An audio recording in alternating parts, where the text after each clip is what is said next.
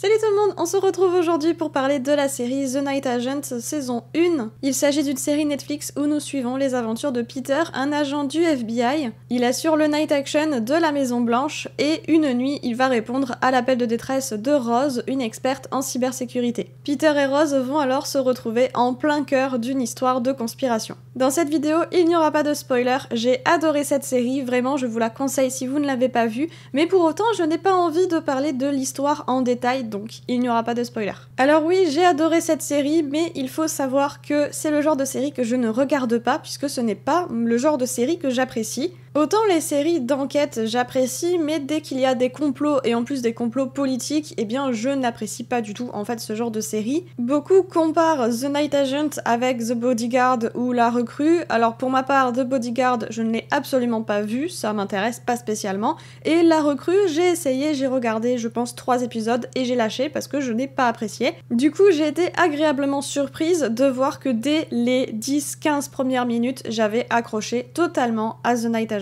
Après, si on regarde le scénario, c'est vrai qu'il n'y a rien de nouveau, c'est des choses qu'on voit un peu partout dans différents films, différentes séries. Donc j'imagine que si vous êtes adepte de ce genre de série ou de film, donc cet univers, et que vous avez vu, j'imagine, The Bodyguard et d'autres séries similaires, peut-être que pour vous, ce scénario ne sera pas du tout intéressant et pas du tout original, et peut-être même que vous n'apprécierez pas en fait cette série, ou peut-être que si, voilà, ça dépend aussi des goûts de chacun. Mais c'est vrai que j'ai vu des avis de personnes qui regardent beaucoup ce genre de série et qui du coup n'ont pas apprécié celle-ci, donc The Night Agent, pour justement le scénario qui est un peu du vu et du revu. C'est vrai que pour ma part, on peut prendre plein d'éléments de scénarios différents et les mettre dans un seul et même scénario. Si les personnages sont relativement bien faits et que l'univers est cool, eh bien je vais apprécier, même si c'est du vu et du revu. Après ça dépend bien sûr des avis et des goûts de chacun. À part ça, je n'ai pas du tout eu le temps de m'ennuyer, tout s'enchaîne très vite, il se passe toujours quelque chose, on a toujours des révélations, toujours de l'action, où voilà, tout s'enchaîne, et c'est vrai que du coup il y a très peu de scènes de pause ou des scènes calmes, donc voilà, ça en fait du coup une série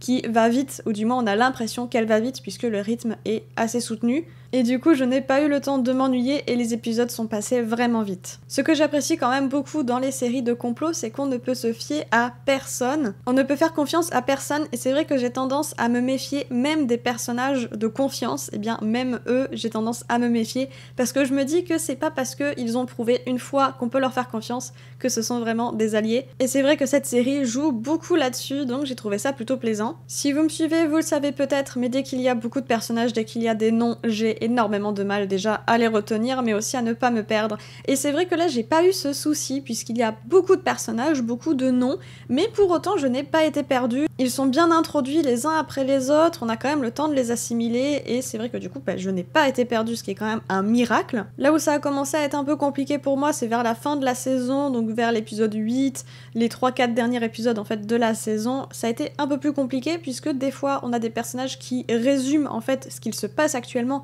ou ce qu'il va se passer, et c'est vrai que par moments ça va un peu vite, donc si on n'a pas bien suivi ou si on n'est pas concentré, ça peut être un peu compliqué. En tout cas pour moi ça l'a été, mais c'est pas du tout dérangeant puisque on suit le fil de l'histoire et on se raccroche en fait au wagon et on comprend du coup un peu mieux ce qui se passe, en tout cas ça a été mon cas. Après ces moments-là où c'est plus compliqué de comprendre ont été quand même très rares. Assez rapidement on nous rajoute une histoire en parallèle, une histoire en plus qui vient du coup à côté de notre histoire principale, et c'est vrai que c'est une histoire qui m'a beaucoup intéressée, une histoire que j'ai beaucoup apprécié, des personnages aussi que j'ai beaucoup appréciés, et du coup j'étais très rapidement sceptique de pourquoi on nous amène cette nouvelle histoire, et aussi comme je ne voulais pas qu'il arrive quelque chose de mal en fait à ces personnages, et bien c'est vrai que je me suis demandé comment toutes ces histoires allaient être liées entre elles. Et j'étais quand même agréablement surprise de tous ces moments, tous ces éléments qui relient en fait les différentes histoires et comment tout ça est amené. J'ai pas parlé des personnages, tout ça, parce qu'en fait j'ai rien à dire, les personnages sont très bien, je les apprécie tous, les acteurs sont bons,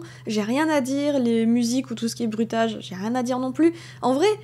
tout est très bien en fait, j'ai vraiment apprécié cette série, même les scènes de combat, parce que bien sûr il y aura des scènes de combat, nous sommes quand même avec des agents du FBI et tout, donc forcément il y a des combats, et même ces scènes-là sont très bien, donc en fait j'ai totalement apprécié mon visionnage, mais cependant il y a quand même 2 points qui m'ont un peu énervée, ou du moins que j'ai moins apprécié que le reste. Et ce n'est absolument pas du spoil puisque ça ne change rien du tout à l'histoire, ça n'impacte pas l'histoire, donc je peux vous en parler, ce n'est pas du spoil. Et du coup, si vous n'avez pas vu la série mais que vous comptez la regarder, eh bien je pense que vous allez très vite faire le rapprochement quand vous allez regarder la série, et vous allez du coup faire le rapprochement avec ce que je vais dire juste là. Déjà, les personnages n'ont jamais besoin d'aller à l'hôpital, alors ok, ils peuvent pas vraiment y aller, ça ok, mais quand même ils n'ont pas besoin d'y aller, puisque on a quand même un personnage qui tombe d'une fenêtre, on le voit, il crache du sang, mais il se relève, il boite un peu, il boite 5-10 minutes, et c'est bon, tout va bien. Donc voilà, c'est le côté pas très réaliste qui me dérange, puisque clairement, vu comment il tombe, et vu comment il se relève, je pense qu'il vaut mieux qu'il aille à l'hôpital, mais voilà. Après tout, c'est qu'une série, et c'est vraiment un point négatif pour moi, c'est que vraiment, ça m'a un peu choqué cette scène-là, parce que vraiment, il se relève, il boite 10 minutes, et c'est bon, quoi, il va bien, et pas besoin d'aller à l'hôpital, tout ça, donc bon. Pourquoi pas. Ça m'a un peu dérangé, mais après c'est vrai qu'il y a même un autre point qui m'a peut-être encore plus dérangé, c'est que nous avons donc Rose, experte en cybersécurité, pas du tout du FBI, pas du tout combattante, entraînée, tout ça, hein, absolument pas. Et c'est la personne à protéger, c'est une personne voilà qui est en danger, qui est même poursuivie par des assaillants, c'est pas du spoil, c'est vraiment le tout début de l'histoire, hein, donc vraiment c'est les premières minutes de l'épisode 1, donc ce n'est absolument pas du spoil. Et pour autant, par moments, Rose est amenée dans des situations qui sont quand même dangereuses. Enfin, je ne comprends pas pourquoi une personne à protéger est emmenée sur certains lieux où justement il y a des personnes dangereuses. Ce sont donc deux points qui m'ont un peu dérangé, mais franchement, ce sont des broutilles par rapport aux 10 épisodes du coup que j'ai adoré, puisque vraiment du début à la fin j'étais plongée dans l'univers, j'ai accroché dès le début, vraiment ce qui est très très rare pour moi.